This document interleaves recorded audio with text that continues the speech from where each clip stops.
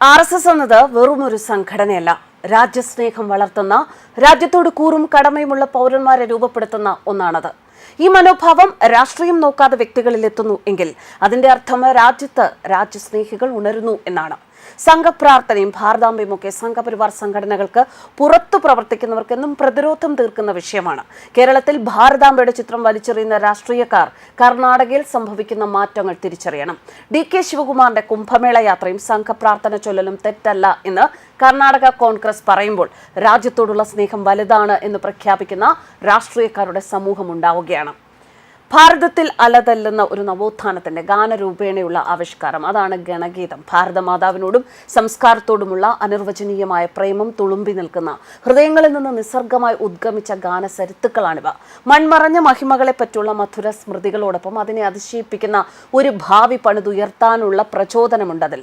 സ്വദേശത്തിനും സ്വധർമ്മത്തിനും വേണ്ടി ജീവിച്ചു മരിച്ച പൂർവികരുടെ കാൽപ്പാടുകളെ ചൂണ്ടിക്കാട്ടുന്നതോടൊപ്പം അവരെപ്പോലെ തന്നെ ആയിത്തീരാനുള്ള കർത്തവ്യത്തിന്റെ ആഹ്വാനവുമുണ്ട്. വിശുദ്ധ രാഷ്ട്രപ്രേമത്തിൽ നിന്ന് ഉടലെടുത്ത കർത്തവ്യ ബോധത്തിന്റെ കാഹളഗാനമാണ് ഗണഗീതം. ഗണവേഷമിട്ട് 1 മണിക്കൂർ ശാഖയിൽ പ്രവർത്തിക്കുക എന്നത് മാത്രമല്ല RSS.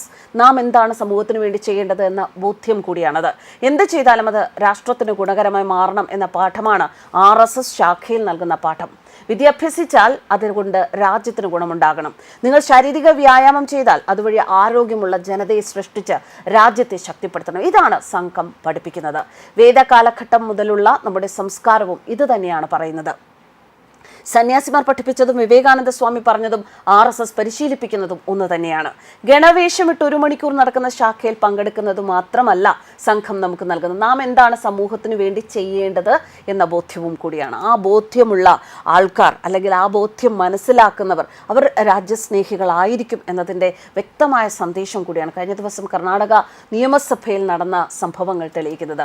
മനുഷ്യരുടെ നന്മയ്ക്കായി മാത്രം, ഒരു നാട് നന്നാക്കാൻ വേണ്ടി അഹോരാത്രം പ്രവർത്തിക്കുന്ന, വ്യക്തിപരമായ സ്വാർത്ഥതയ്ക്ക് ഇടം നൽകാതെ സേവനം അനുഷ്ഠിക്കുന്ന സംഘത്തിന് പ്രണാമമർപ്പിക്കുന്നു. ജീവിതം പോലും അർപ്പിച്ച് പ്രവർത്തിക്കുന്നവരാണ് സംഘത്തിലുള്ളത്. ലൗകികമായ എല്ലാ സുഖങ്ങളും സൗകര്യങ്ങളും ഉപേക്ഷിച്ച്, വിവാഹ ജീവിതം പോലും വേണ്ടെന്ന് വെച്ച് മനുഷ്യരുടെ നന്മയ്ക്ക് വേണ്ടി പ്രവർത്തിക്കുന്നവരാണ് സംഘപ്രവർത്തകർ. ഇവരെ വിശുദ്ധന്മാരാണ് എന്ന് വിളിക്കേണ്ടത് എന്ന പല വിലയിരുത്തലുകളുമുണ്ട്. ലോകം മുഴുവൻ നമുക്ക് നന്നാക്കാൻ സാധിക്കില്ല. ആദ്യം സ്വയം നന്നാവുക, കുടുംബം നന്നാക്കുക, നാട് നന്നാക്കുക. ആ ഉദ്യമത്തിനായി ജീവിതം അർപ്പിച്ചവരാണ് സംഘപ്രവർത്തകർ. ഭാരതത്തിലെ എല്ലാവരുടെയും നന്മയ്ക്ക് വേണ്ടി പ്രവർത്തിക്കുന്നവർ. സംഘം എന്നത് സങ്കുചിതമായി ചിന്തിക്കുന്നവരല്ല, വിശാലമായി ചിന്തിക്കുന്നവരാണ്. അതുകൊണ്ടാണ് രാജ്യസ്നേഹികൾ അതിലേക്ക് എത്തുന്നത്.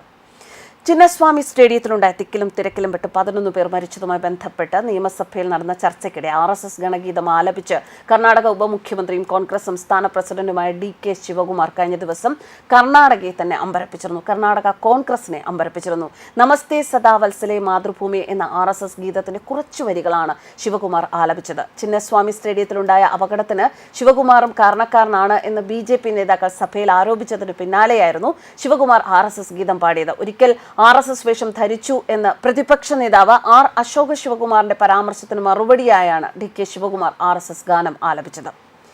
73 സെക്കൻഡ് ദൈർഘ്യമുള്ള വീഡിയോയും സോഷ്യൽ മീഡിയയിൽ വൈറലായിരുന്നു. ന്യൂസ് ഡെസ്ക് കർമ്മ ന്യൂസ്.